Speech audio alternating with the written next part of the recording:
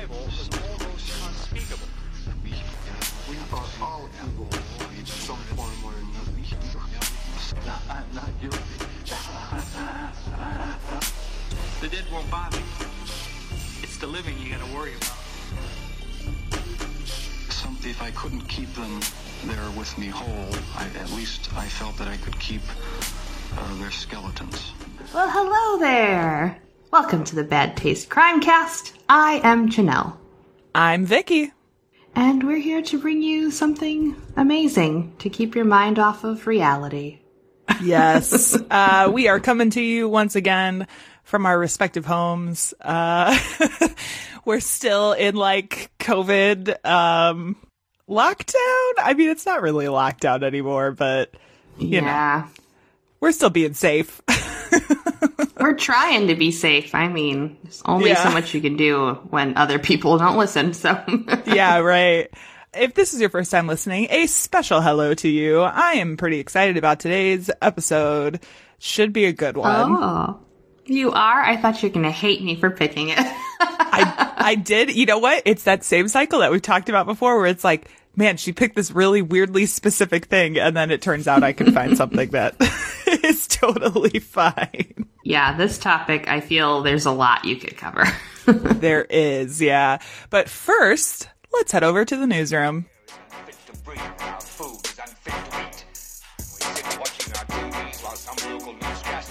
Today we had 15 homicides and 63 violent crimes. As if that's the way it's supposed to be.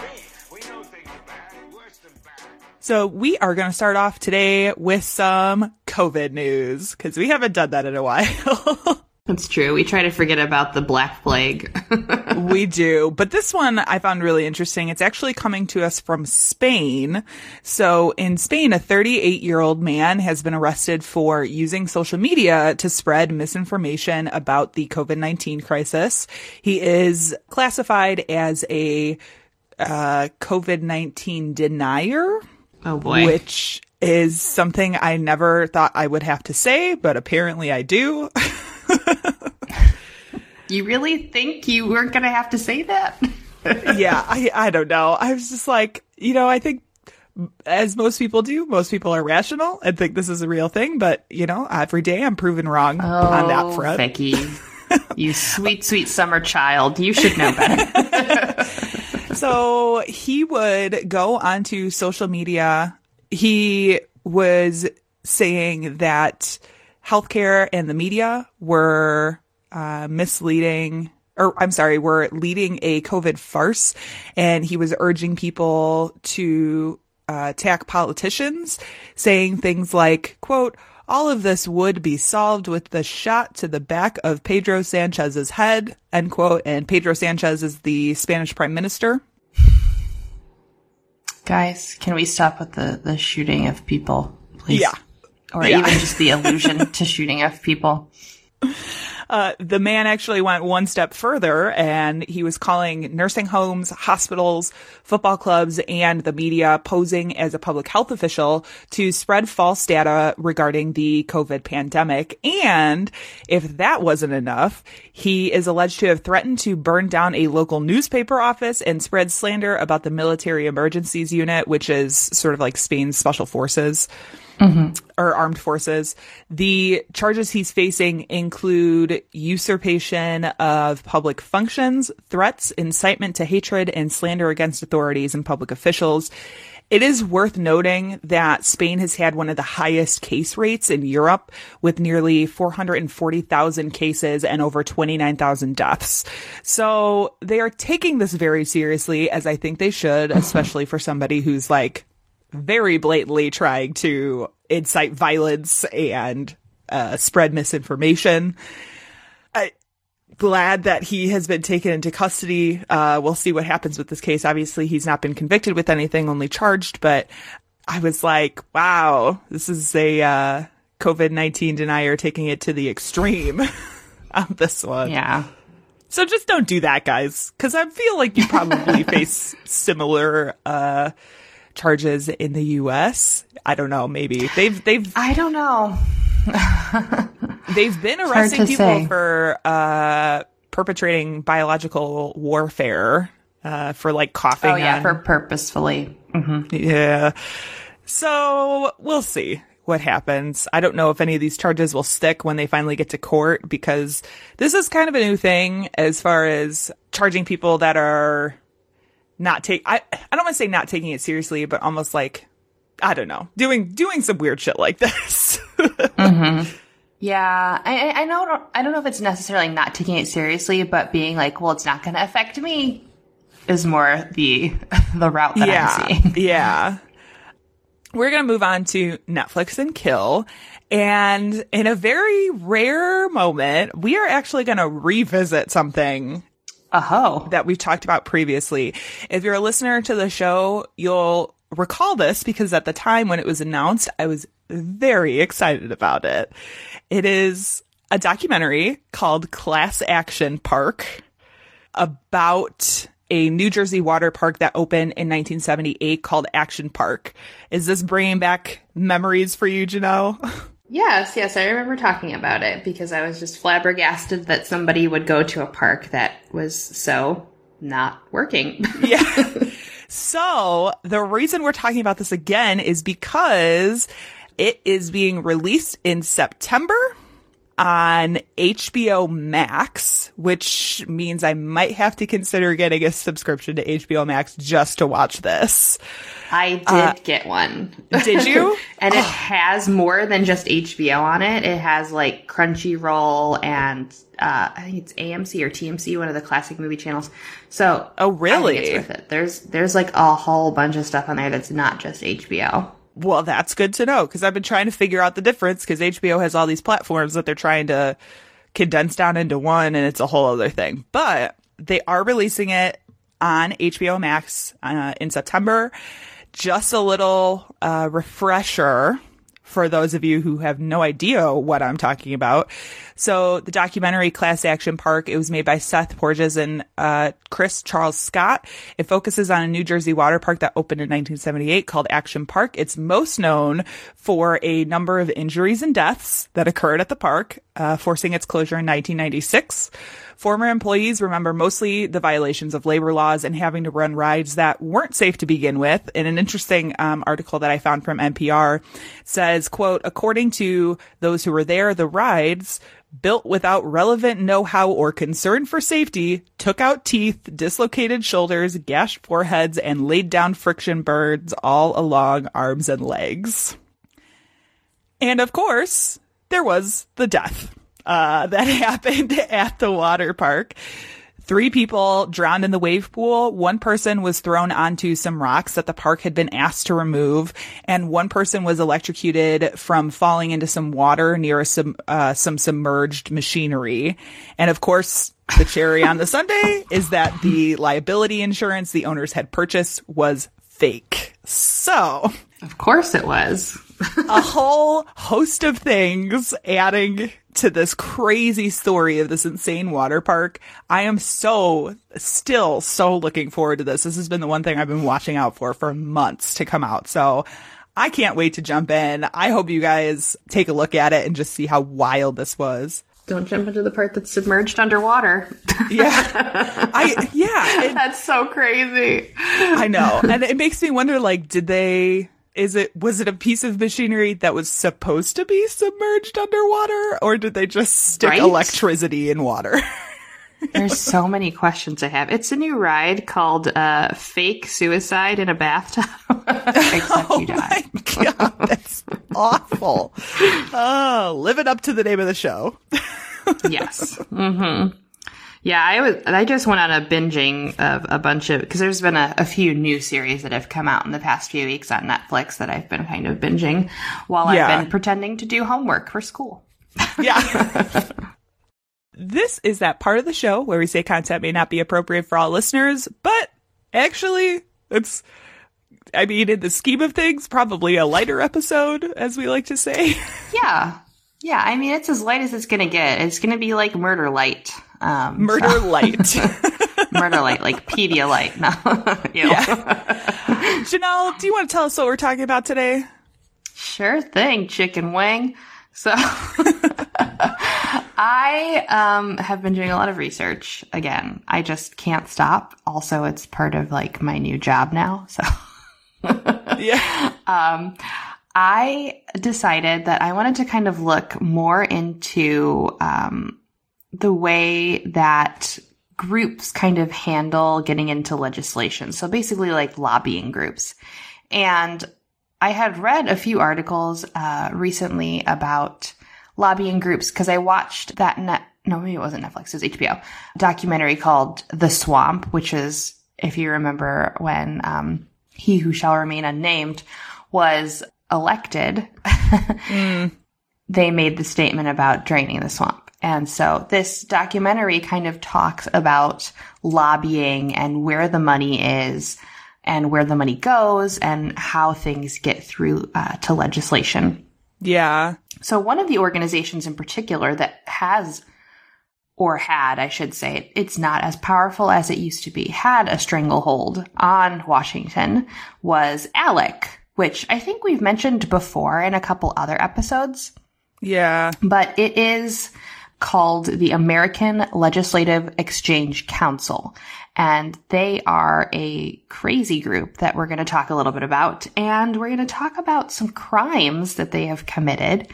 And there is a very long list, but I am going to just kind of tell you a few. Okay.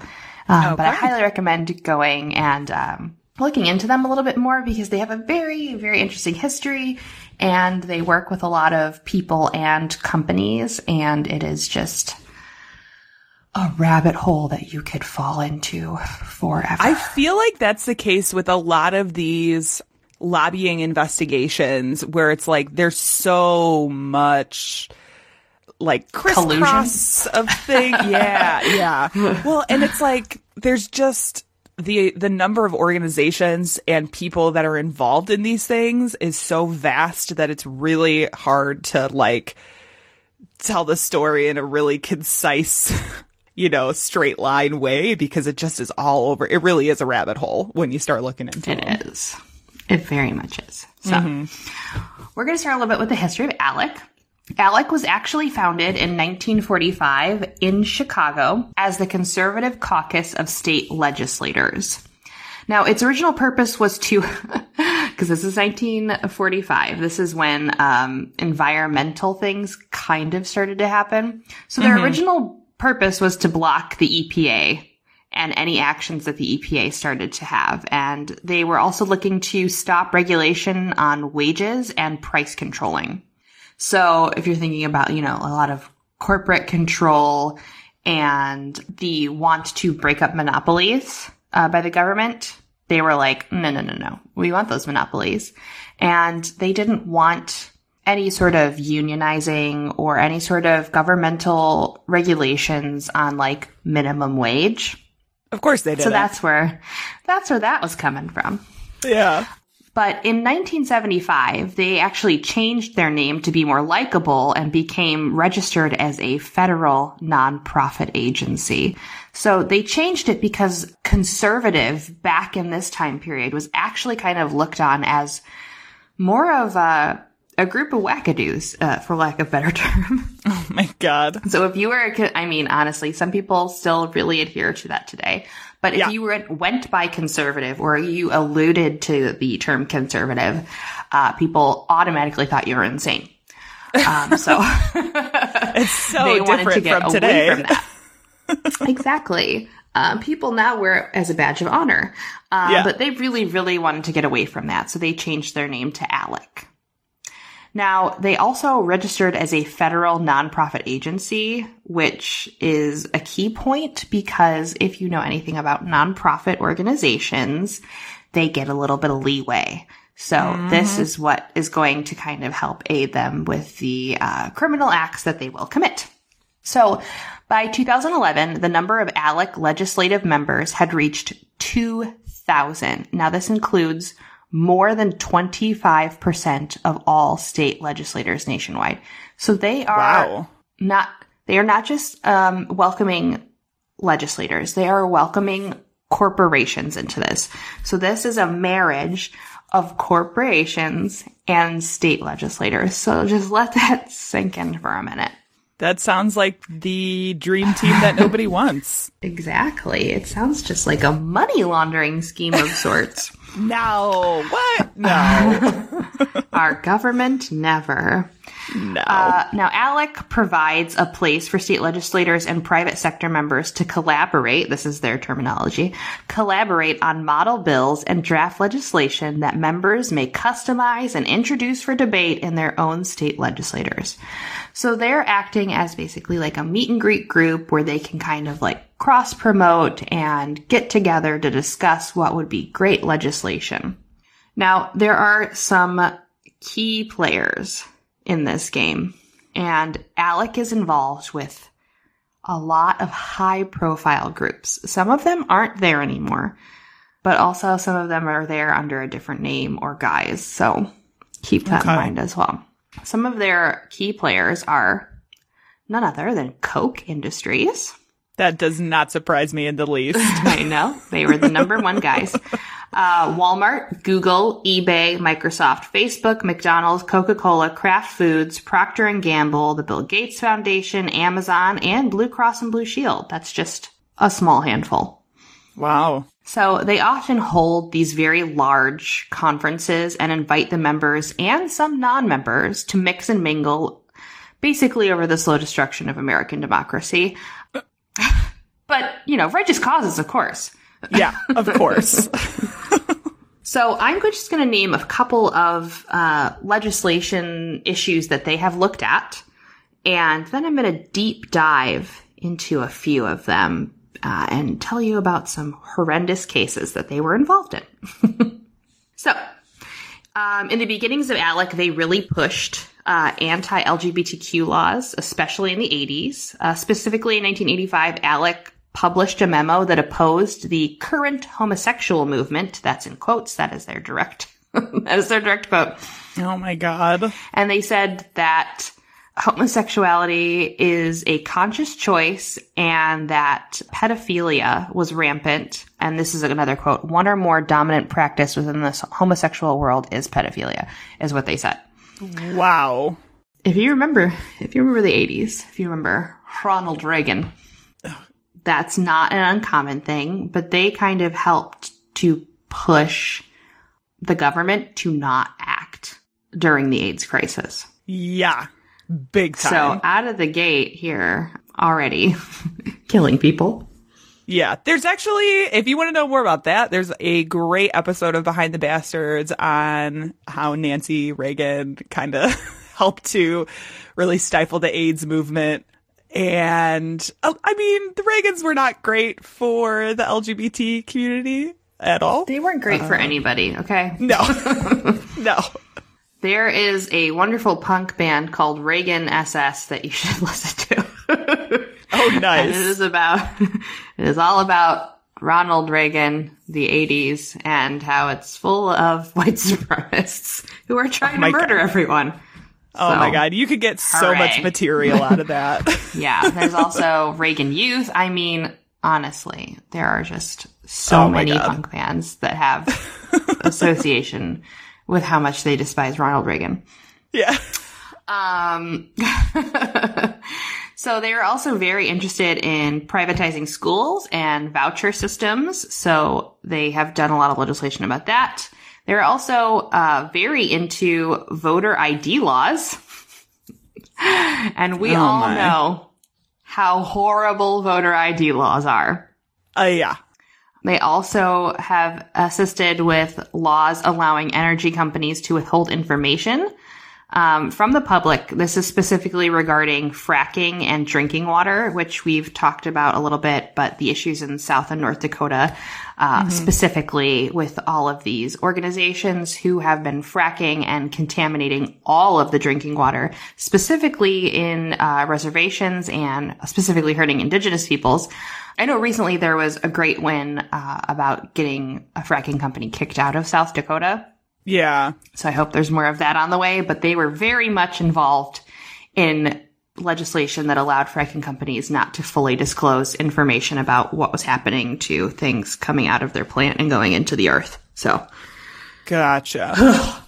Another amazing thing that they are involved in was the privatization of prison systems. They helped to write the 3 strike laws, and they also assisted with tough on crime initiatives. This was in the late 80s, early 90s. Boo. Yes. They are also really involved, not just in the privatization of prisons, but in the way that we use labor from prison systems. Oh, God. So if you're familiar, specifically in California, California has the biggest amount of prison labor. Mm-hmm. They actually, I just found this out a couple days ago, they actually use prisoners to fight forest fires. Really? So there was an NPR news article that I was listening to. I believe it was by their British affiliates, but they talked about there was a gentleman who fought the forest fires a couple years ago when they were really, really, really bad. Mm-hmm. And when he got released, because he went to jail for theft, like I think it was like Grand Theft Auto or something. Yeah. And when he got released, he wanted to become a firefighter, and he fought those forest fires. Yeah. For, I think it was a year that they were going on.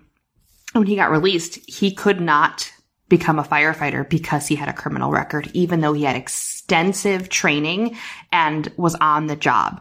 They would not allow him to become a firefighter. So I find that very interesting that we're allowing all of these people in prison systems who are on the lower end of the criminal system. Like, it's mostly people who are involved with like theft and drugs that are allowed to do these jobs. But then when they're released because they have a criminal record, they can't do any of the jobs as a civilian because of their criminal record, even though they have extensive backgrounds in that particular job. So yeah, it's just fucking stupid.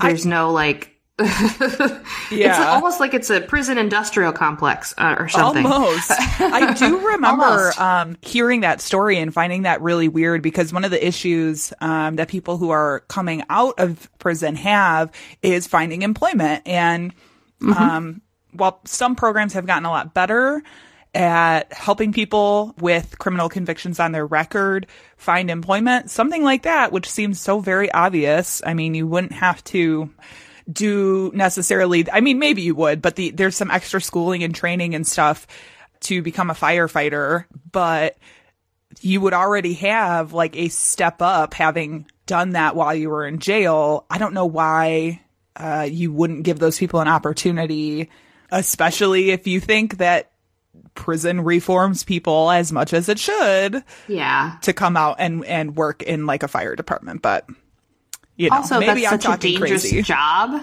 Yeah, it's such a dangerous job that you would want anybody who is willing to put their life on the line to do that. Yeah. I don't know. I just think it's stupid. Yeah. So the other crazy thing that they were involved in was a lot of ag-gag bill legislation in the 90s, which if you're familiar with ag-gag, which is agriculture, it's a lot of industrial farming, and we want to try to keep some of the way that they run industrial farms secretive. Okay.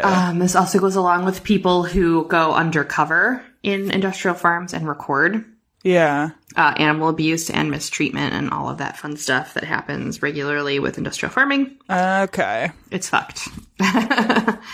But another crazy thing that ALEC was involved in was the big tobacco industry. Now, ALEC was funded by the tobacco industry almost exclusively in the 70s and 80s. And they really fought to have some of the science that was coming out and the legislation for people to become aware that, you know, smoking kills and smoking causes cancer. They were really pushing back and trying to dispute the science. Gotcha. So they were trying to, because I don't know if you've ever been to Canada, but in Canada they have pictures of like cancerous lungs on the packages of cigarettes. Yeah, they do that, And I think, actually, in the UK too. Yeah, there's quite a few countries that do that. They were trying to push for that here in the United States, and ALEC was one of the organizations that helped in preventing that information going on packages of cigarettes. Now, in a funny twist of fate, the tobacco industry has turned into the vaping industry. I don't know if you're aware of that, but yes, almost all of the vaping companies are owned by Big Tobacco. Yep. And so now there is a push for them to switch legislation over to make it sound like vaping is just as bad as cigarettes, which we haven't heard any legislation really on that. I know there was just like controls with ages, but Alec is also involved in that. So yeah. Well, and a lot of the stuff with vaping recently had to do with, like you said, ages and marketing toward children, because things like Juul, which has probably become the most synonymous when you think of like the vaping industry, was marketing a lot of like fruit flavors and fun flavors. Cotton And that candy. was a big problem. Yeah. Yeah. Honestly, Big Tobacco could take up its own like 3 episodes on our It show. really could. Yeah.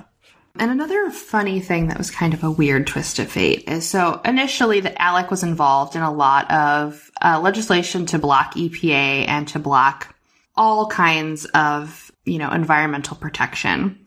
They have supported lots of efforts in various states to withdraw from regional climate change compacts, which we have also nationally briefly done because of, again, he who shall not be named. Yep. But now Alec has a relationship with Tesla, and they've actually been recently rallying legislation for electric cars and kind of positing it as, oh, it's environmentally friendly. So you can see this kind of dichotomy within Alec where it's like, wherever the money is, they will follow.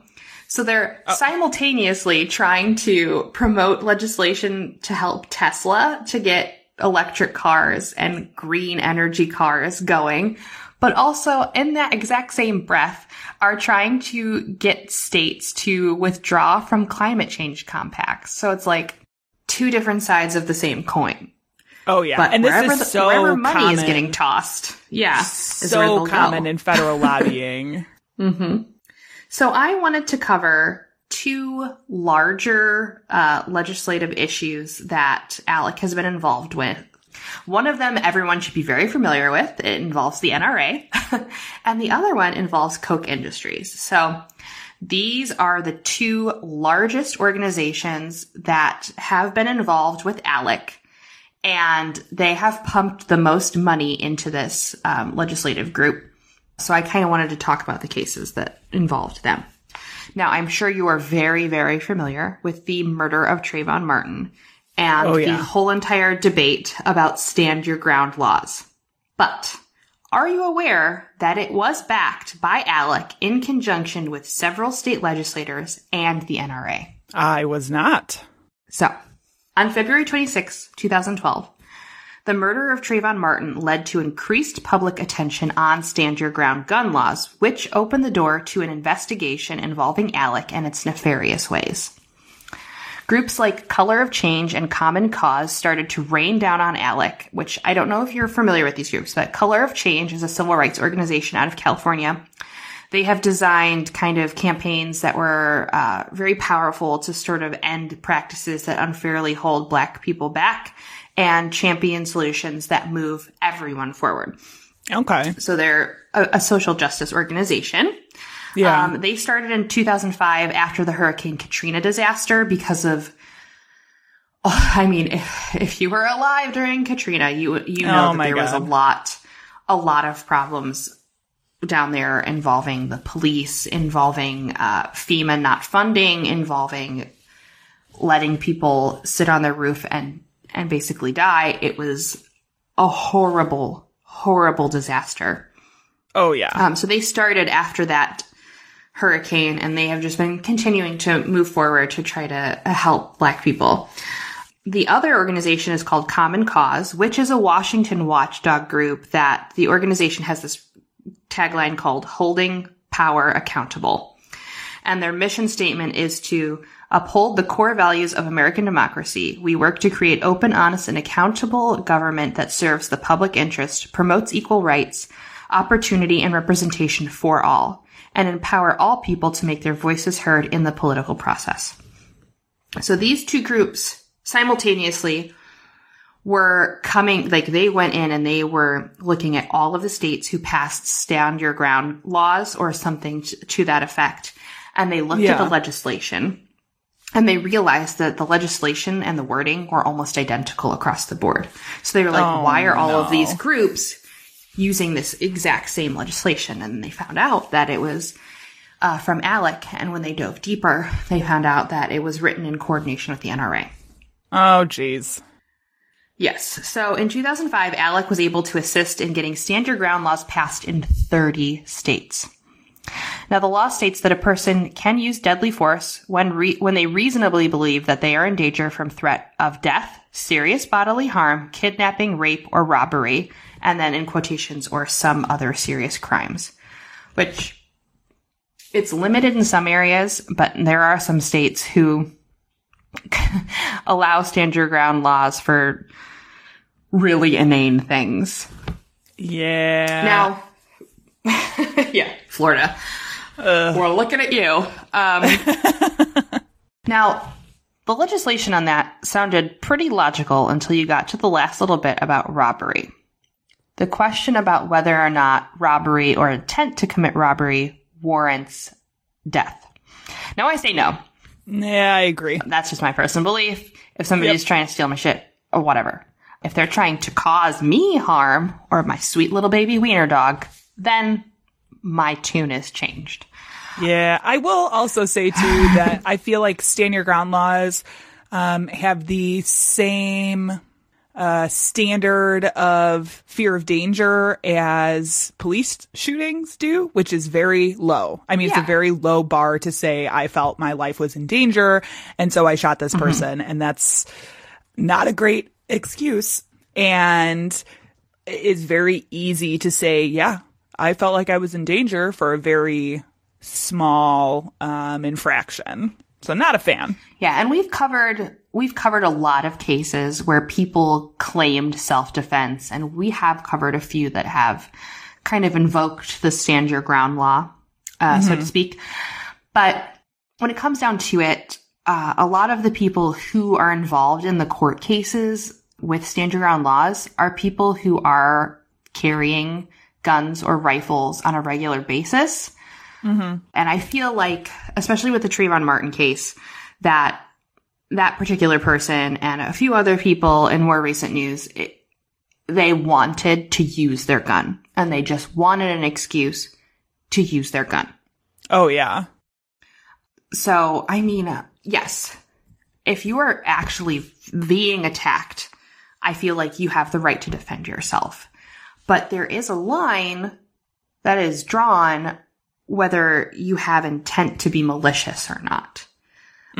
Shooting someone square in the chest to kill them, I feel like, is malicious intent. Shooting to maim, that's different. So we have to take all of these nuances into consideration when we're talking about this, because the law is so broad and sweeping. We have to understand, how can it actually be applied? Where is it legitimate and applicable? Yeah. In Florida alone, self-defense claims tripled after the stand your ground laws were passed. So every asshole with a gun was out there claiming self-defense, right? And again, we have to look and see where it actually is applicable. The law, when it's in practice, statistically, there is a huge gap in racial disparity amongst Black and white people when this law is applied. So they may not have thought about it being racist when they, created the legislation, but when it was being practiced in, the judicial system, there was a huge racial disparity. So again, yeah, all the nuances that are involved in that. Yeah. Now, in some cases, like Joe Horn, who was out of Texas, which of course Texas is a very big stand your ground law state. He repeatedly was asked by dispatchers when he called 911 not to interfere, as the police were literally a block down the street. Okay? So wow. You can see that there is a significant flaw in the practice of stand your ground. So Joe Horn had a gun on him. He called 911. The dispatcher said, "Do not engage. The cops are right around the corner." And he shot the person, I believe, several times. Point blank in the chest. Wow. So, we have to think about stuff like this. I mean, people who are involved in these cases appear very, very, very trigger happy, and they're more inciting this stand your ground law in the protection of property. And it's not actually involving, in the cases that I just discussed, or not involving people actually coming in contact with someone and causing bodily harm or potential murder. Yeah. And so that's where the issue lies. I don't think that robbery is the same as bodily harm, right? So we have to think about how, in especially this current climate, those types of laws are going to be used against, other people. Mm-hmm. Now, the NRA has its own issues. And because they are such a major player in ALEC, they were able to push a lot of pro-gun legislation through with the assistance of ALEC. Now, after the murder of Trayvon Martin, a mass exodus of people and corporations left ALEC. Like, everybody was out the door because they got called out on their kind of crazy, nefarious practices. Good. So, some of the organizations that left ALEC right after this happened was Coca-Cola, Microsoft, Bank of America, and General Motors. Of course, that seems, pretty meaningless when there are about a dozen more groups like that out there that all these organizations went to. I mean, ALEC is not an anomaly. There's lots of groups like ALEC. So just because they left ALEC doesn't mean they're not in 1,000 other lobbying legislative organizations. Yeah. The one thing I will say currently about the NRA is that I know one or a couple of its members are currently under investigation for misusing of funds, we'll say. And the NRA is not doing so hot at the moment because of lack of funding. So we'll see what happens with that in the next couple of years. They might not even exist as we remember them within the next 5 years, but they'll probably morph and change. I mean, I don't have a problem with people owning guns or wanting to shoot a gun. No. It's a problem when we use those guns as incitement to violence or as an excuse to commit violence against other people. Yeah. If you want to go shoot your gun, great. I mean, I have a fucking FOID card. I've shot a gun. I own a crossbow. It's whatever. You own a crossbow? I was an archer for a very long time. Oh my gosh. I'm learning new things about you today, Janelle. I did archery in high school to the point where I thought about doing it as a profession, like people who go and do the cross country shooting stuff. That's cool. They have that for archery. I know. I'm a Sagittarius, so it's my destiny to be an archer. No, I think it's fun and it's, it's a great activity to do. It's, I don't know, it's kind of meditative for me. But people feel that way about guns too, they just like to go and shoot at a range. Mm-hmm. Totally They're not cool. hurting anyone. That's totally fine. Mm-hmm. But when we start passing legislation where it's you can shoot people if you feel like they're looking at you sideways, that I get a little guys, about. Yeah, so. that's a little bit of a problem. Yeah. I'm very into people governing themselves and being in control of their own destiny, but also in the same breath, I'm let's not hurt one another at the same time. Yeah. So, the last issue that I'm going to discuss involving ALEC is one that you have probably heard of.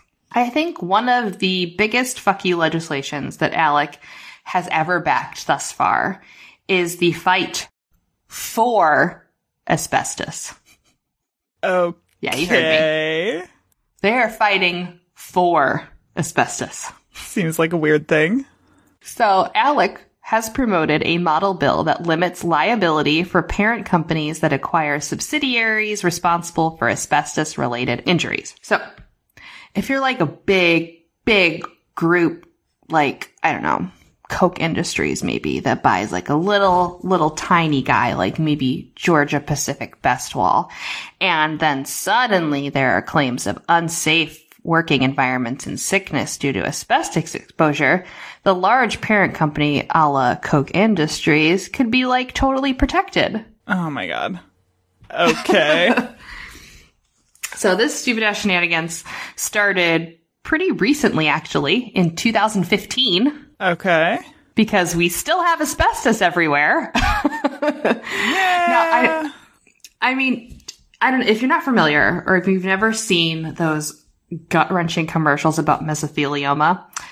Asbestos causes cancer, which is what mesothelioma is, and it's an aggressive form of lung cancer.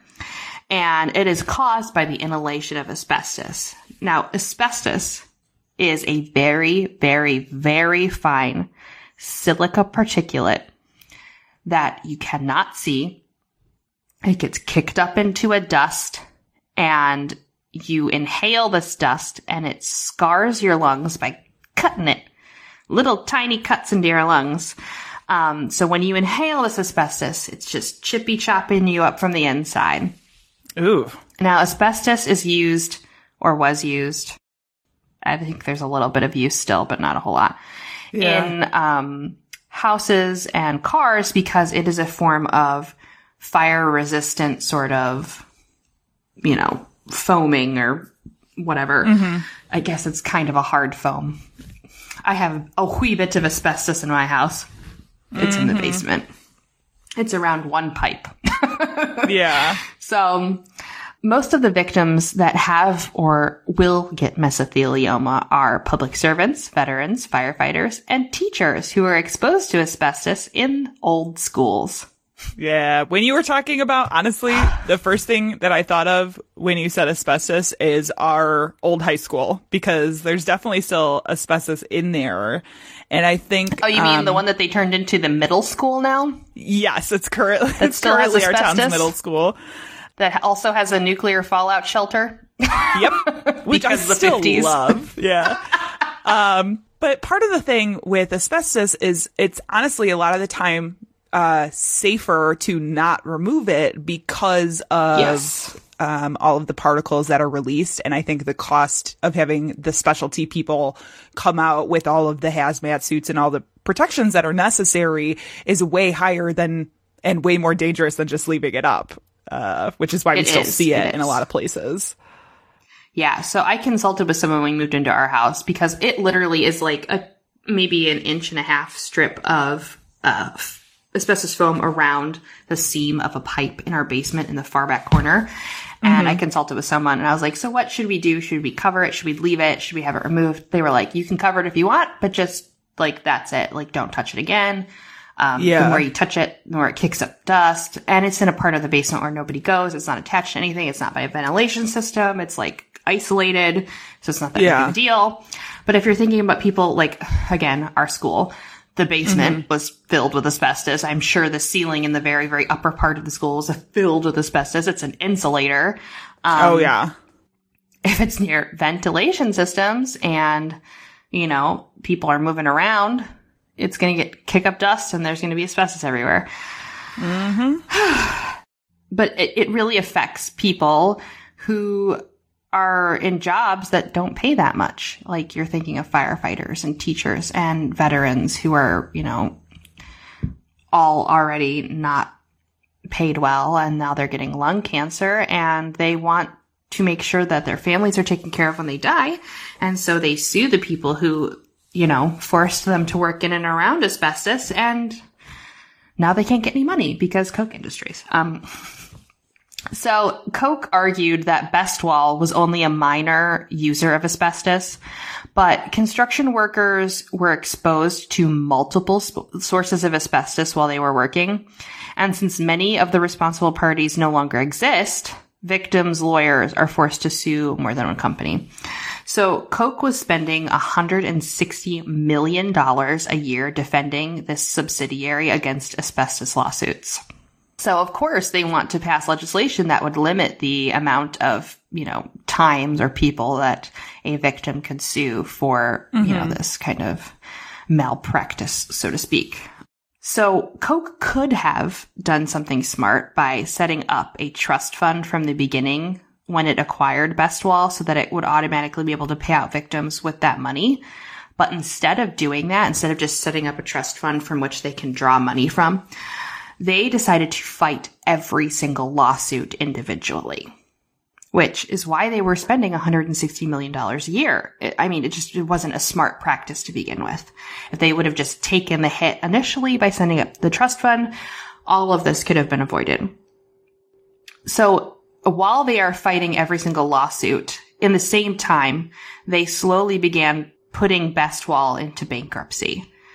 So when that company goes into bankruptcy and they no longer exist, then they don't have to pay out the lawsuits, essentially, is what the principle was. But because Coke actually owned them, and even though they were going out of business and filing for bankruptcy, they were still owned and possessed by a company that was not bankrupt. So they could sue Coke Industries.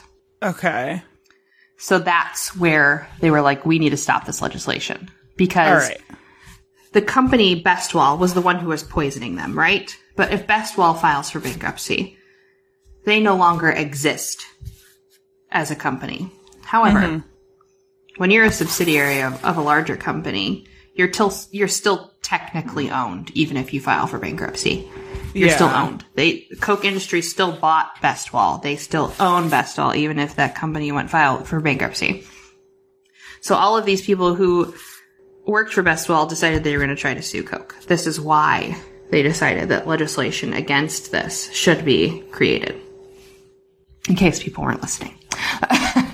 Oh my gosh. So we are going to look specifically at legislation that was passed in Missouri, but this shit was trying to be pulled off in a bunch of different states and also federally. Okay. Now, Missouri Republican State Rep Bruce DeGroot introduced this legislation about asbestos lawsuits with the goal of preventing people suing and getting multiple payouts from different companies. He claims that it was to prevent double dipping. Now, this is from an article.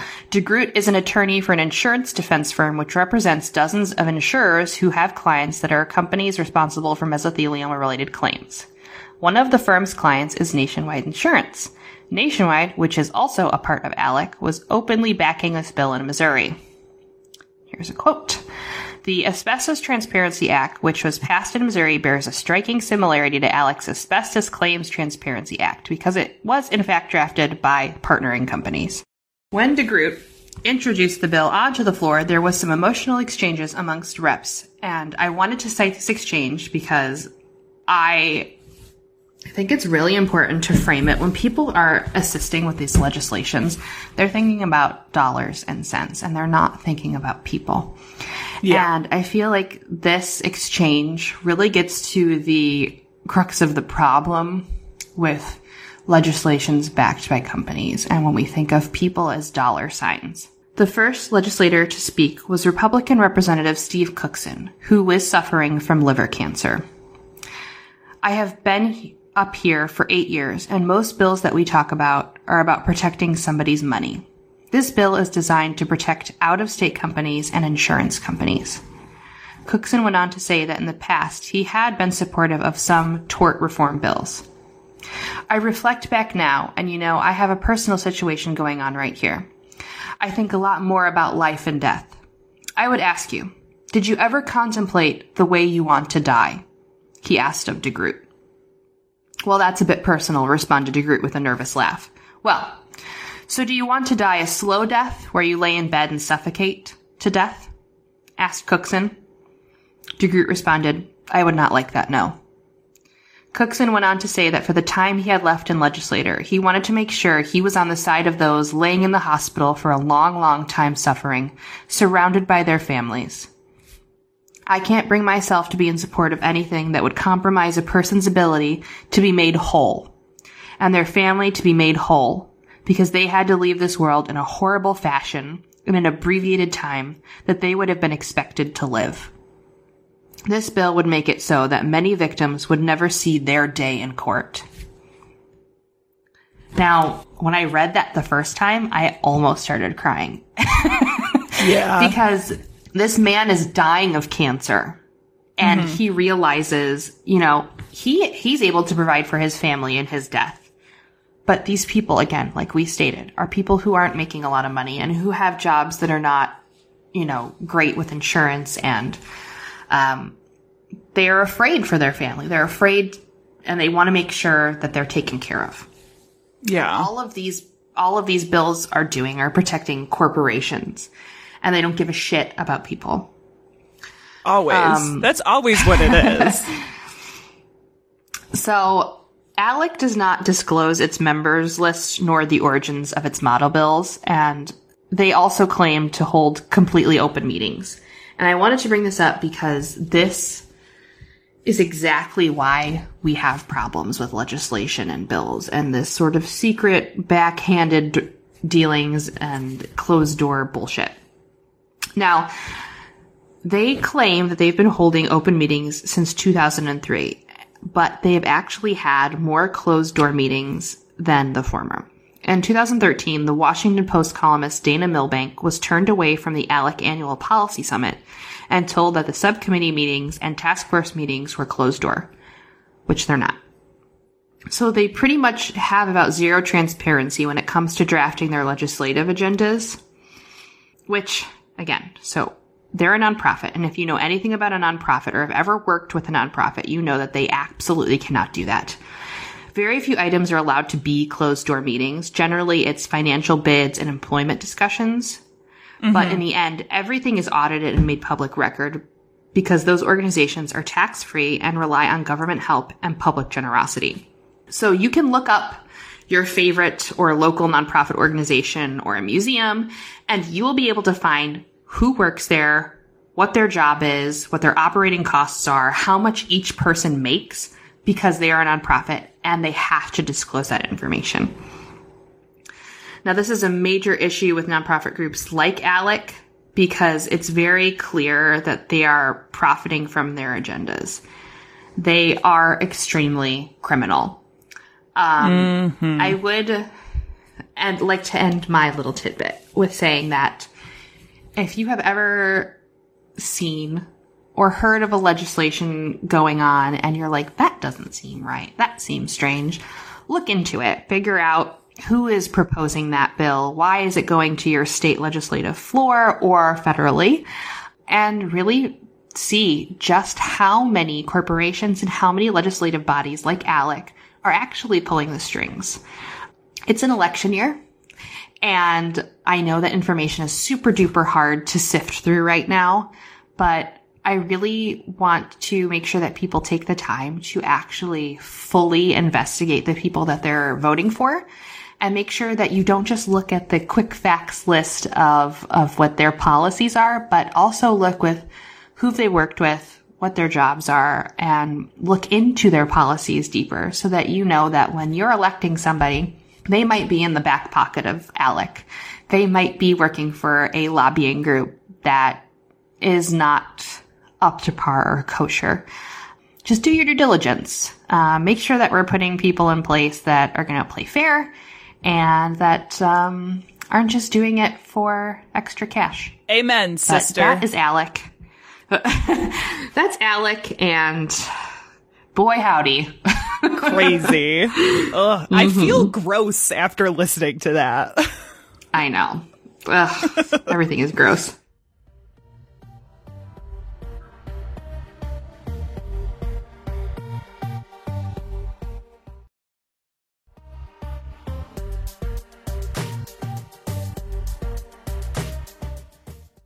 So I decided to look into what is probably one of the larger lobbying scandals. And there's a lot. It's a lot of stuff.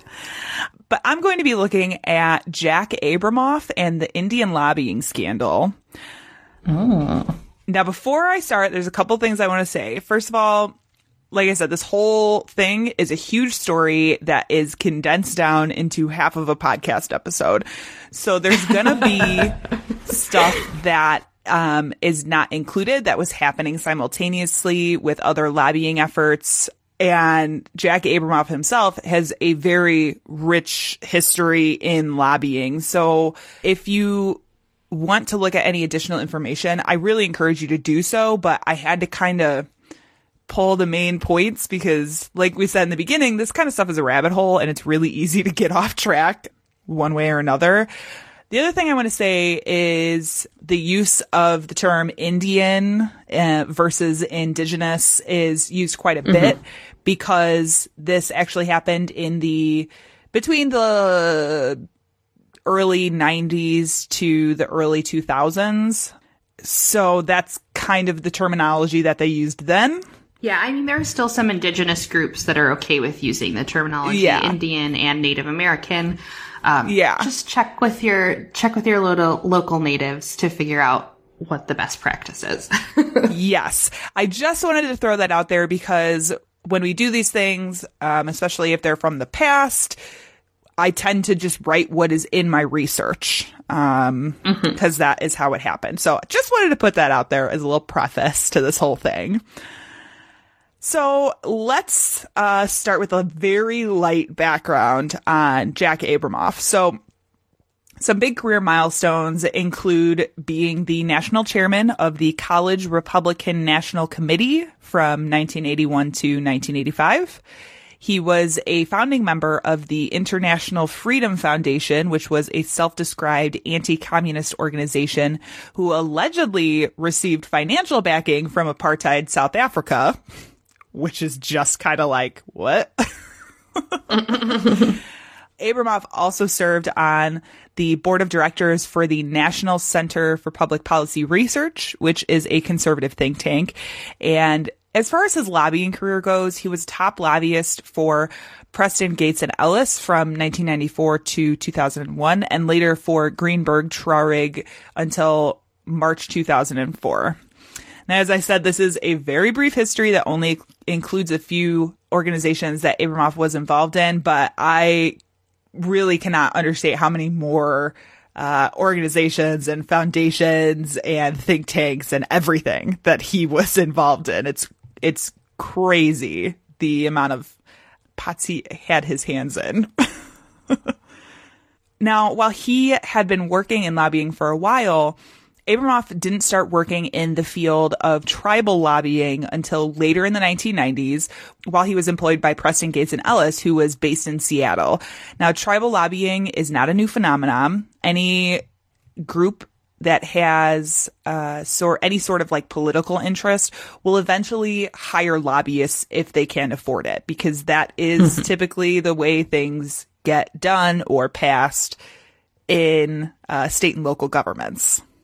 In this case, the Choctaw had already been doing federal lobbying on their own with some success, but they realized in the early 90s that many of the congressional members who were sympathetic to their issues were either retiring or had been defeated by this wave of Republicans that entered Congress in 1994. So in order to find someone more aligned with the views of the current Congress, the Choctaw Tribe's specialist on legislative affairs, Nell Rogers, had received a suggestion to get in contact with Preston Gates, and shortly thereafter hired Abramoff and the firm. Their job in this case was to represent the Mississippi Band of Choctaw Indians who were attempting to establish gambling on reservations. The first big chunk of work included defeating a bill that sought to use the unrelated business income tax to tax Native American casinos. Abramoff chose to take a college friend and fellow Republican, Grover Norquist, to activate his advocacy group, Americans for Tax Reform, to help defeat the bill. The Choctaw paid $60,000 for the work, and the bill was successfully defeated. So nothing too crazy there, but it's the start of this sort of tribal. He does a lot of work in tribal lobbying from this point on.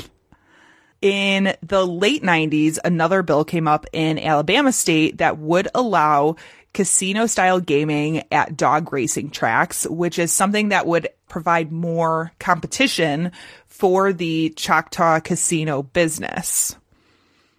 Abramoff reached out to another Republican colleague whose name is Ralph Reed.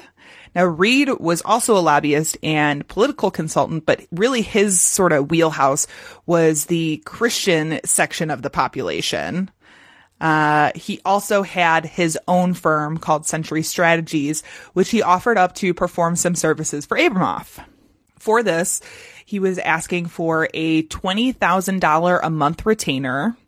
Shortly thereafter, Abramoff convinced Preston Gates to hire Reed as a subcontractor, and he received a total of $1.3 million from the Choctaw. They then decided, instead of sending the money through Preston Gates, the Choctaw would instead pay Reed's firm through Norquist's Americans for Tax Reform, and ATR would send up to $300,000 at once to Reed's firm. So already it's getting a little hiding the money sort of thing, where it's like, well, maybe, run it through this thing already.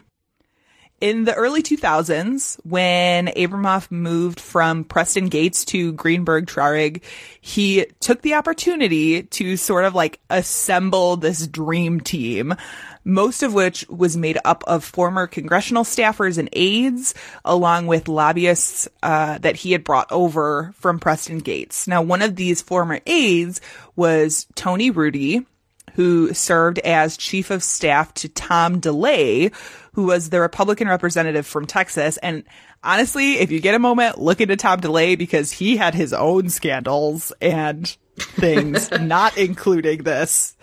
Honestly, who hasn't? a lot of fraudulent things like tax evasion and some other crazy shit, but that's another rabbit hole you could go down. But this was really sort of the beginning of what would become a pattern of hiring former congressional aides to join his team. Now, because of his work with indigenous tribes, Abramoff was really trying to get a contact in the Department of the Interior, which houses the Bureau of Indian Affairs. He was able to find these contacts in Italia Federici, who was a former political aide to the Secretary of the Interior, Gail Norton. And in the West Wing, he was able to find Susan Ralston, who was executive assistant to Karl Rove. And if you don't know Karl Rove was actually the senior advisor to George W. Bush. It gets confusing. Stick with me. I mean, would it be the government if it wasn't confusing? Yeah. There's a lot of names and things that I'll throw out there. Most of them are not super important except for this guy. Around this time that he was getting all the contacts in the White House, he began working with a man named Michael Scanlon, who is about the only person you need to remember for this one. Mm-hmm. Michael Scanlon was a former communications director for Tom DeLay and a lobbyist. And Scanlon and Abramoff began email communications in which their plan to commit fraud began during this time period that later was referred to as Gimme 5. There's a sorry, I'm covering my face right now. No, it's all good. I love it.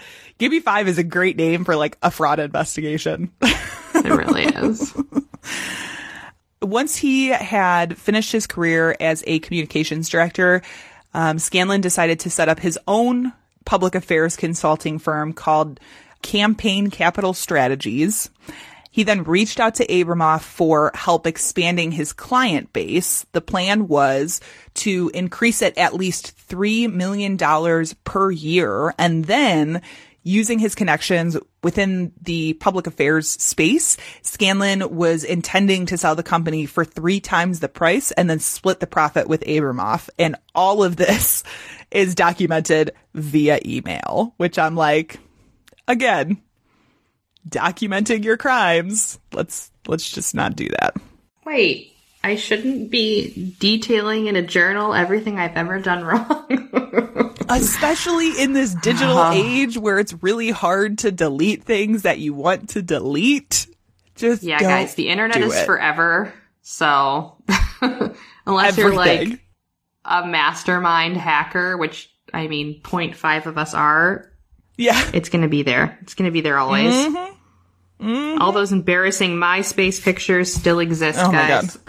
My God. I just dated myself don't remind me. Now, around this time, the Louisiana Coushatta tribe were working to renegotiate a gambling contract with the state of Louisiana. And due to the fight that they were expecting on the matter, they were considering hiring a federal lobbyist to do the job rather than just a regular state lobbyist. A representative from the Chitimacha tribe of Louisiana suggested that they look into hiring Abramoff and Scanlon.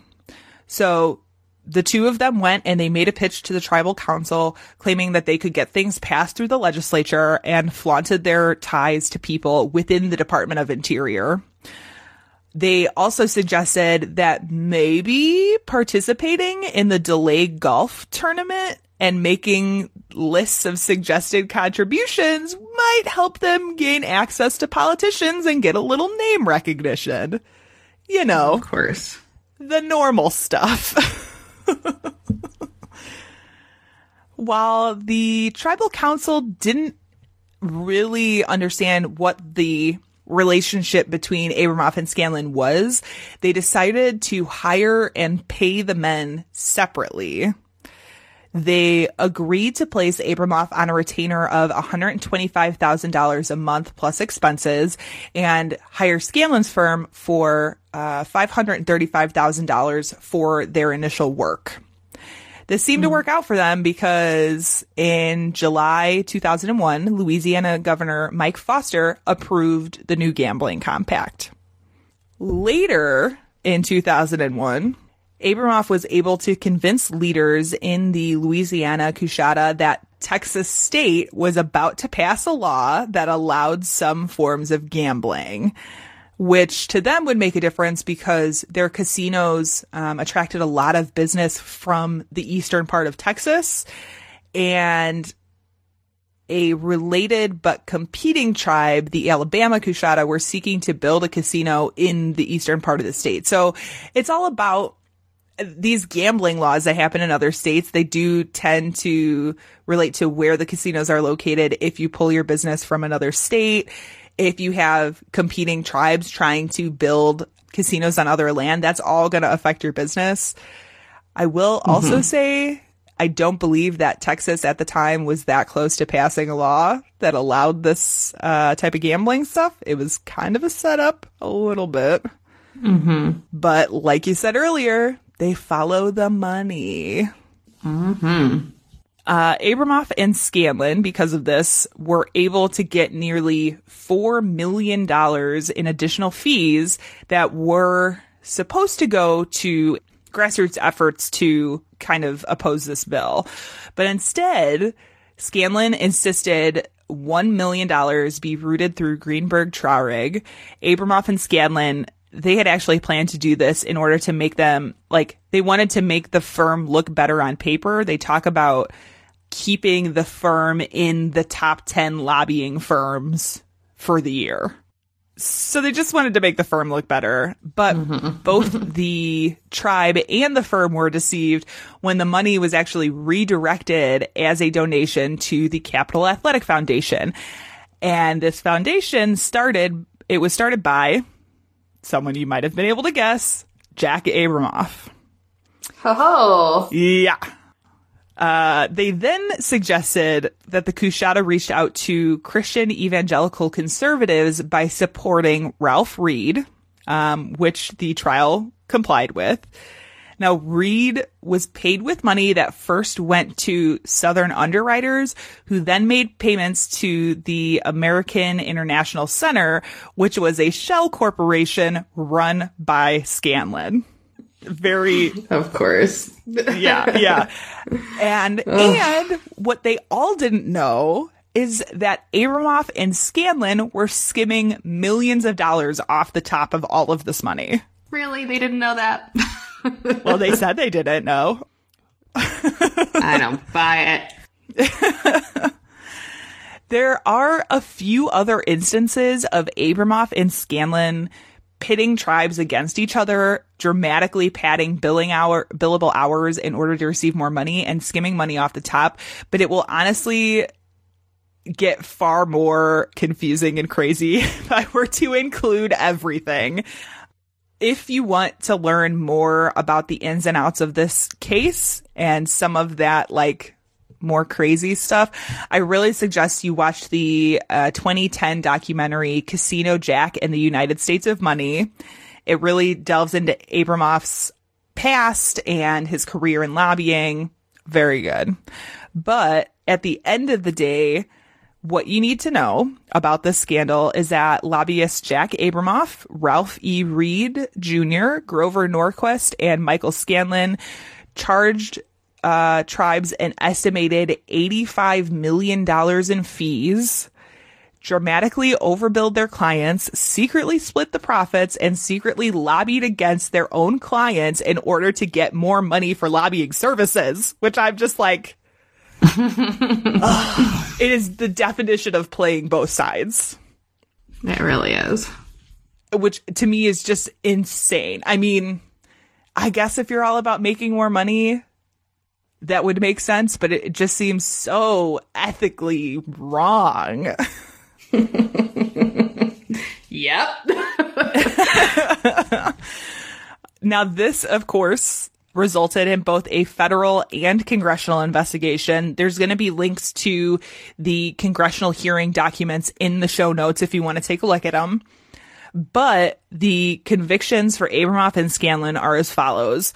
Jack Abramoff pleaded guilty to conspiracy, fraud, and tax evasion, was required to pay restitution of at least $25 million, for which he served 3 years and 7 months in prison.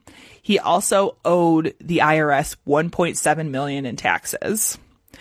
And Michael Scanlon pleaded guilty to conspiracy to bribe public officials and honest services fraud, for which he received a 20-month sentence and was asked to pay over $20 million in restitution. In total, there were 21 people who were charged in relation to this scandal. And in 2007, Congress amended the Lobbying Disclosure Act in direct response to Abramoff's deception. Now, this is, for me, this is the kicker of the whole thing. In what's an interesting twist, following the completion of his prison term and the writing of a book in 2011 called Capital Punishment, The Hard Truth About Washington Corruption from America's Most Notorious Lobbyists, which came out and really criticized the lobbying industry for being so corrupt. After all of that, Abramoff became the first person convicted under the Lobbying Disclosure Act, which, again, was amended because of him. This is getting meta. I know.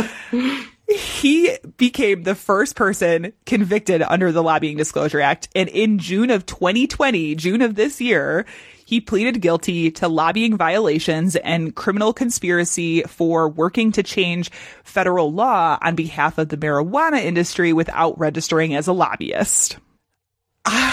This is definitely a person who does not learn from his mistakes. Yep. Clearly. Definitely not. He hasn't received his sentencing for this at the time of recording, but he can receive a maximum of 5 years for this. I honestly, because of his previous convictions, would not be surprised if he were to get a max sentence for this, because he has already been in prison for fraud and lobbying violations. So, like, I don't see why they wouldn't just be like, obviously you haven't learned anything. I'm also curious if they can put in a ban on lobbying from somebody, like if that's a thing that they do, because obviously if you have these people who are consistently conspiring to commit fraud, you would think a ban on lobbying is, like, I don't know, the most appropriate response. But that is the story of Jack Abramoff and the Indian lobbying scandal. Man, I wish I could say that I was surprised, but, you know. I know. I'm not. If you are thinking about going into lobbying and committing fraud of hundreds of millions of dollars, maybe don't, first of all, and then listen to this podcast.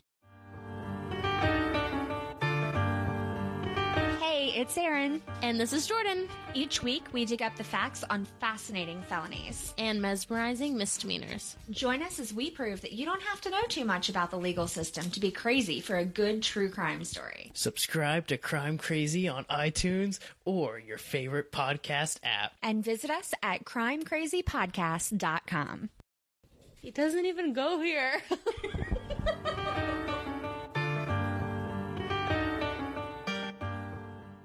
Well, guys, that has been our episode for this week. I hope you've enjoyed it. I did. It was a fun one. It's definitely one that goes into, one of my favorite areas, white collar crime. But also the deception of people within the government, which is kind of shitty. Yeah. Yeah. Everything is shitty. Currently. So this episode is going to be coming out as we are in the midst of an event that we are very excited about. Janelle, do you want to talk about the Fringe Festival a little bit? Hey guys, I don't know if you're aware of this. If you haven't been paying attention or listening for the past umpteenth episodes, we are in the Elgin Fringe Festival, bitches! And you can catch our wonderful recorded event that we did at Side Street Studio Arts. You can check us out, or if you want to buy a festival pass and see all of the amazing shows that you can get virtually straight from your mother truckin' living room. Our topic is pretty great, and it's pretty hilarious and fun and wonderful, and it was so fun to do. Yeah, it was really fun. But you can go to elginfringefestival.com, or you can head over to Side Street Studio Arts as well to find out more information. It's a streaming virtual experience, so you can kind of watch it at your leisure. There's no air date, but you have basically the entire month of September and a little bit of October to catch not just our show, but everyone else who did an amazing virtual experience. And yeah, it's fun and spooky, ooky, and weird. And Fringe Festival, I am involved in it in some capacity every year, and it is so fun. It's just so strange. That's all I can say. It's just like this wonderful, beautiful, goofy, strange, fun time. And That's all I've ever wanted in my life. It's so fun. I love it so much. There's fringes everywhere, but I gotta go to the one that's in my hometown. Of course. Go to Elgin Fringe Festival. Yeah, that stuff is up right now as you listen to it. So go and check it out. Do it. If you like this episode, you can find more episodes like this at badtastecrimecast.com, where you will also find a link to our merch store. If you want to get like a t-shirt or a bag or, something to coffee mug, show your bad taste pride, it's there. Yeah. It's all there. There at badtastecrimecast.com, you can also find links to our donate page if you wish to support us on Patreon. We do this all for free. That pays for basically our web hosting. So, Podcasting is not a money-making endeavor, in case you're wondering. It's not unless you're Roman Mars. Yeah, there's like 10% of podcasts that actually make money out of the billion that exist. Yeah. But you'll also find a ton of bonus content over there. You sure will. I mean, I'm trying to think of like what to point out, but there's so much stuff over there. I know you did Cocktails and Conspiracies for a while. There's some written content there. You get behind the scenes stuff. You will be the first people to see any and everything that we do. If we do live shows, if we have new merchandise coming out, that all goes to our Patreon first, and then the public. So you get a little bit behind the scenes. I was a little bit quiet in the last month just because we started school, and it is a roller coaster. COVID times, guys. Oh my God. But again, we said there's a backlog of all kinds of things. So yeah. Check it out. So you can go and check that out. Janelle, do you have anything else before we wrap up today? No, guys, just keep trucking along. Try your hardest. to be nice to everyone Yeah. and not commit acts like we talk about on this show. Yes. On that note, our sound and editing is by Tiff Fullman. Our music is by Jason Zakshevsky, the Enigma. This has been the Bad Taste Crimecast. We will see you in 2 weeks. Stay safe and goodbye. Bye. And left their bodies on the hillsides along the highway.